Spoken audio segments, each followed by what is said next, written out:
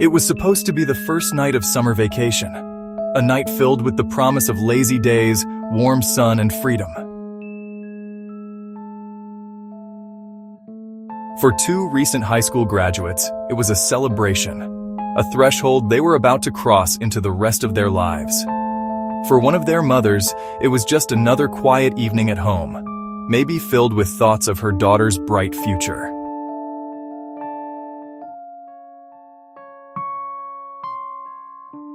But as the sun set on Springfield, Missouri, on June 6, 1992, a darkness was gathering. It was a darkness that had nothing to do with the setting sun, and everything to do with a mystery that would soon swallow three women whole, leaving behind only questions whispered on the wind. The night air in the Ozarks can be heavy, thick with the scent of honeysuckle and the sound of crickets. It's a peaceful sound, one that usually brings comfort. But on this particular night, something else was present, something sinister.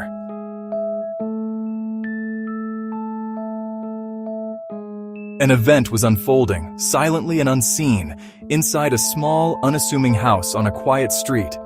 There were no screams heard by neighbors, no sounds of a struggle, no alarms raised. The world outside kept turning, completely oblivious.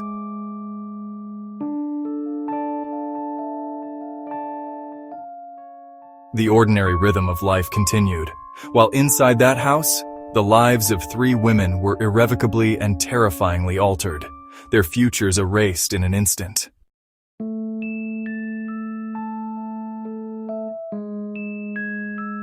The three women at the heart of this enduring mystery were Cheryl Levitt, her daughter Suzanne Streeter, and Suzanne's friend, Stacy McCall.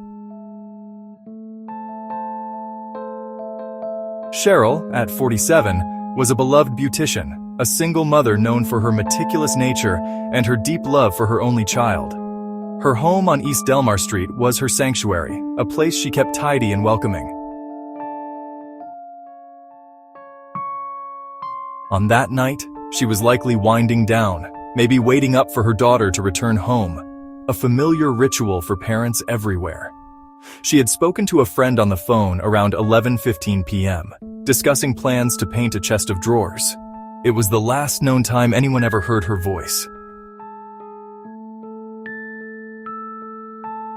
Her daughter, Suzanne, known to everyone as Susie, was 19 years old.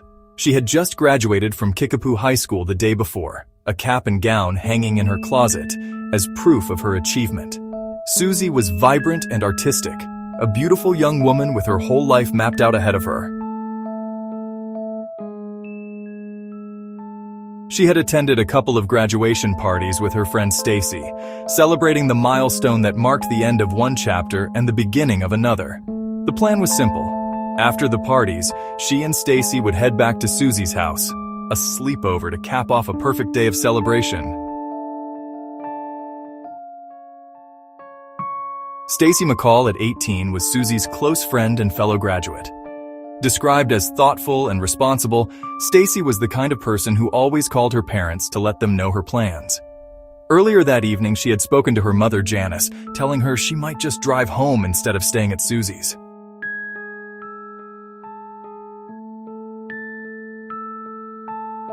But as the night wore on, the allure of continuing the graduation celebration with her best friend was just too strong. The last confirmed sighting of Susie and Stacy was around 2 o'clock in the morning as they left a friend's house. They were seen in a car, presumably on their way to Delmar Street, fading into the dark, early morning hours of June 7th.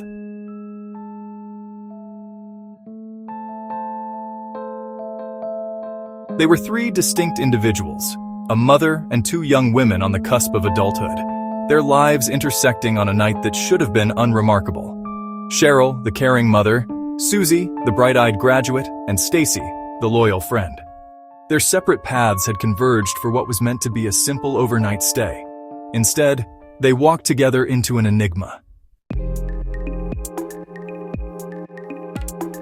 The next day, June 7th, dawned bright and sunny, carrying the cheerful energy of a summer Sunday.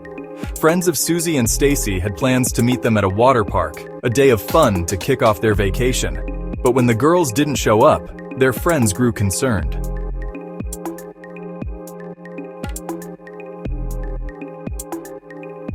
They drove to the Levitt house at 1717 East Delmar Street, expecting to find them sleeping in.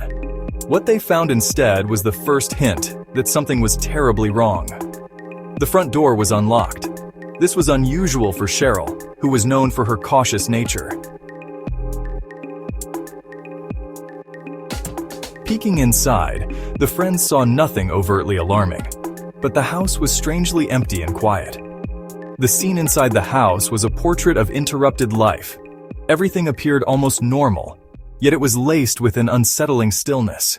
In the master bedroom, Cheryl's bed was made and the television was on, its screen displaying a snowy static.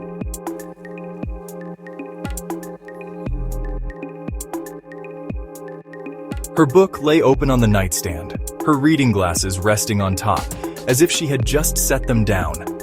In Susie's room, it looked as though the girls had gotten ready for bed.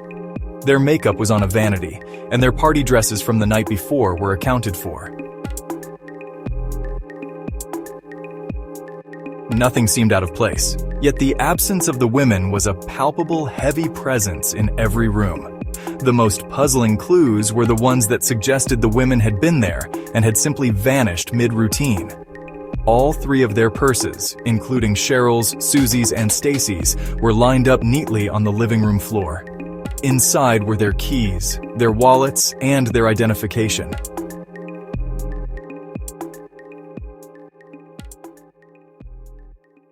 Stacy's car was still parked in the driveway, where she had left it the night before. The family dog, a small Yorkshire Terrier named Cinnamon, was anxious and barking, the only living soul left in the silent house. The only thing truly out of place was a single broken porch-light globe on the front stoop, its shattered glass a potential sign of a brief, unnoticed struggle. Later that afternoon, after more friends and Stacy's own mother, Janice McCall had visited the eerily quiet home. The police were finally called. When investigators arrived, they were confronted with a scene that defied easy explanation.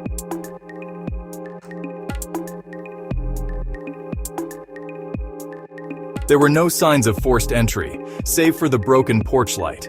There was no blood, no ransom note, no clear indication of a violent crime. The women's cigarettes, lighters, and even Cheryl's medication were all left behind. It was as if they had been spirited away with nothing but the clothes on their backs, stepping out of their lives and into a void, leaving behind a perfectly preserved yet hauntingly empty home. The moment the Springfield Police Department officially declared the three women missing, an investigation of immense scale was launched. The initial hours were frantic, a desperate race against a clock that was already ticking too fast.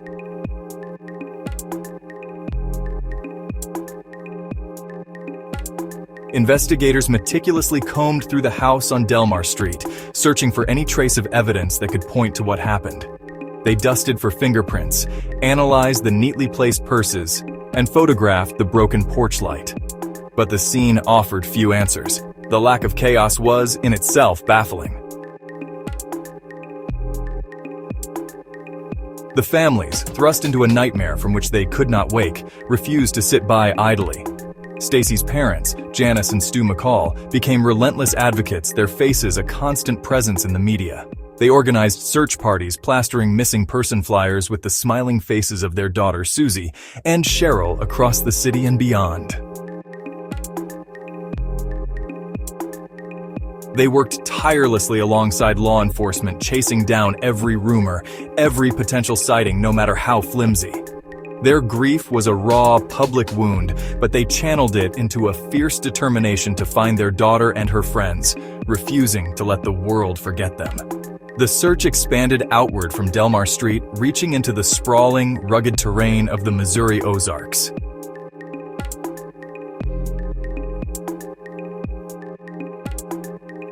Volunteers and law enforcement officers scoured dense forests, remote lakes, and abandoned farmsteads.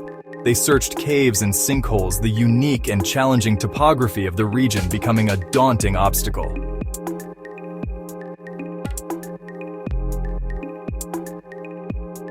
Every anonymous tip was followed, every piece of gossip investigated. The police received thousands of calls, each one a potential key to unlocking the mystery. Yet, each lead seemed to dissolve into nothing, a dead end that only deepened the frustration and the sense of helplessness that had begun to settle over the case.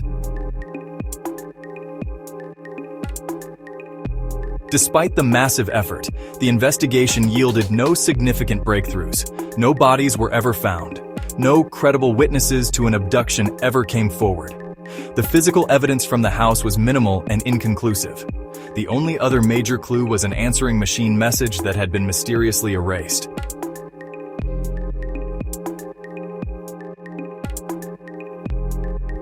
A friend of Stacy's had called the house on Sunday morning and later told police she believed she heard a strange voice on the outgoing message. But someone, either one of the women or an unknown person, had deleted it before police could listen. It was another crucial piece of the puzzle, lost forever in the digital ether.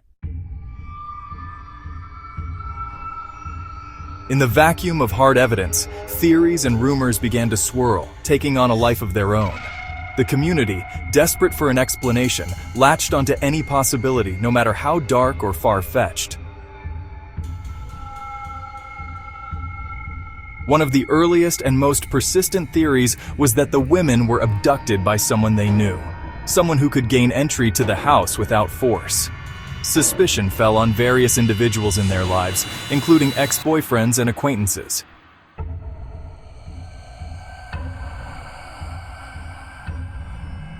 Police meticulously investigated these persons of interest, conducting interviews and polygraph tests, but were never able to build a solid case against anyone. The connections remained speculative, threads of suspicion that could never be woven into proof. Another prominent theory involved a potential connection to the drug world. Rumors circulated that one of the women, or someone close to them, might have been involved in illicit activities, and the disappearance was a form of retaliation.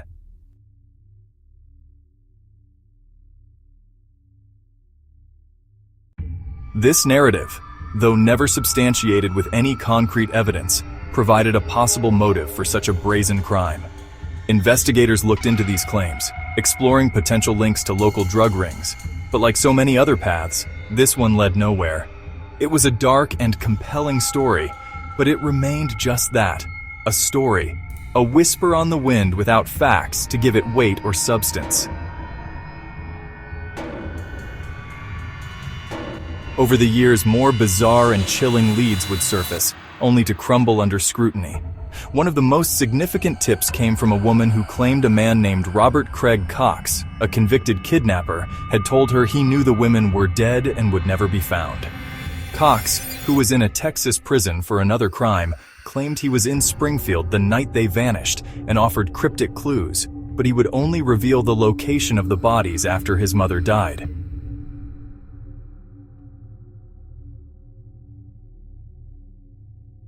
Despite extensive interviews, his stories were inconsistent and ultimately led nowhere, leaving investigators to believe he was a cruel opportunist toying with a high-profile case. Perhaps the most haunting theory is the one that suggests a crime of opportunity, a random act of violence perpetrated by a stranger. This possibility is, in many ways, the most terrifying. It implies that the women were simply in the wrong place at the wrong time, their disappearance the result of a chance encounter with a predator.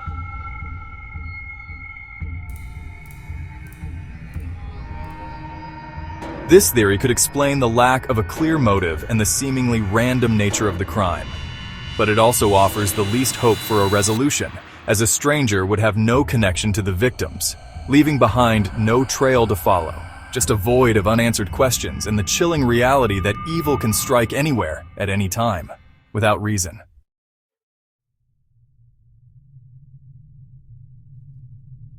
The disappearance of the Springfield Three left an indelible mark on the city of Springfield. Before June 1992, it was a place where many people felt safe leaving their doors unlocked, a community that embodied the quiet comfort of Midwestern life.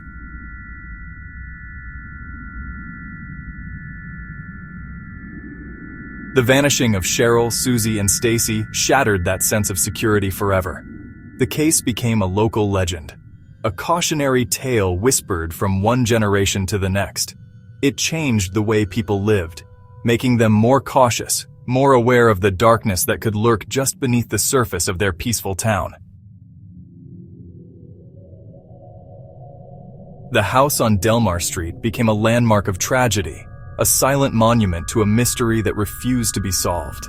For years, the faces of the three women were a constant presence. They were on billboards, on television screens, and in newspapers. The community rallied, holding vigils, fundraisers, and annual remembrances to keep their memory alive and to fuel the ongoing search for answers. The phrase Springfield 3 became synonymous with unresolved grief, a collective wound that the city could not heal. It was a personal tragedy for the families, but it was also a shared trauma for the community, a constant reminder of the vulnerability of life and the painful reality that sometimes there are no happy endings, no neat resolutions. The emotional toll on the families has been immeasurable. They have lived for over 3 decades in a state of suspended animation, unable to mourn properly because they have no certainty of what happened. Janice McCall, Stacy's mother, became a fierce and tireless advocate for the missing, a symbol of a parent's unwavering love and hope.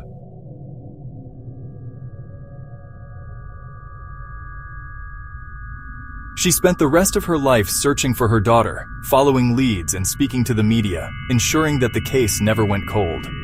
Her relentless quest for truth was a testament to the profound and lasting pain inflicted upon those left behind, a pain that time could not diminish.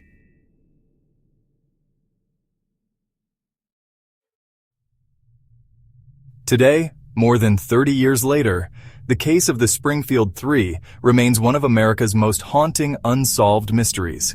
It has become a part of the city's identity, a dark chapter in its history that is still discussed with a mixture of sorrow, fear, and fascination.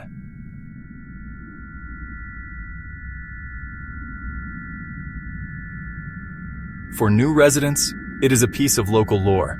For those who were there, it is a vivid and painful memory. The scar on Springfield is not just about the loss of 3 women, it is about the loss of innocence and the unsettling knowledge that some questions may never be answered, leaving a community to forever wonder what happened on that long, silent summer night. At the heart of this enduring mystery lies one profound and all-encompassing question. What happened to Cheryl Levitt, Susie Streeter, and Stacy McCall?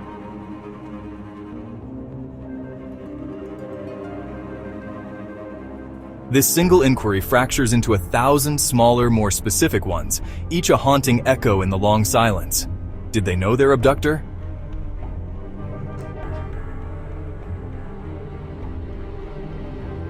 The unlocked door and neatly placed purses suggest a lack of struggle, pointing towards someone familiar, someone they might have willingly let inside.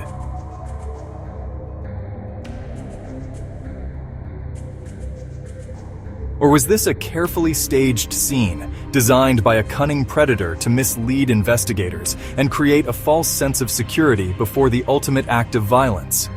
The truth remains buried, locked away with the women themselves. Another critical question revolves around the location. Where did they go, or where were they taken? The Ozarks are a vast and rugged landscape, a labyrinth of forests, caves, and waterways that could easily conceal a terrible secret forever.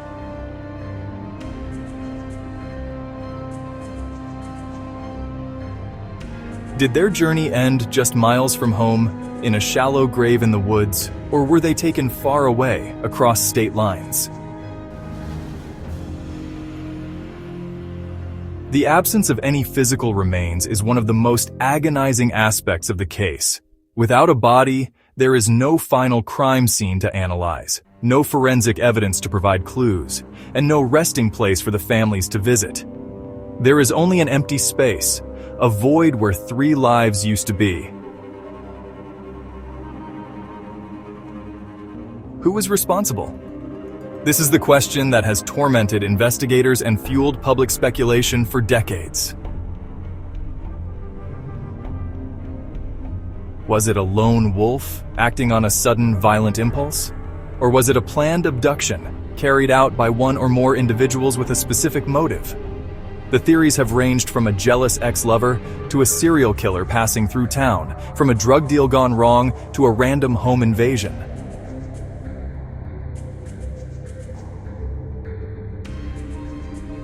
Without a confession, a witness, or a critical piece of evidence, every suspect remains just that, a suspect. The perpetrator or perpetrators have, so far, gotten away with it, carrying the secret of that night with them. And so, the ultimate question remains, will we ever know? As the years stretch into decades, hope for a resolution begins to fade, replaced by a grim acceptance of the unknown.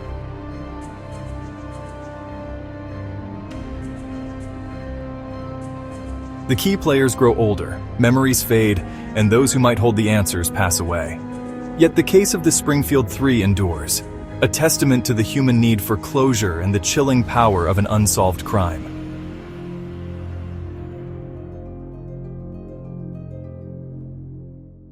What really happened inside the house on Delmar Street? It is the final, unanswered question, a whisper that hangs over Springfield.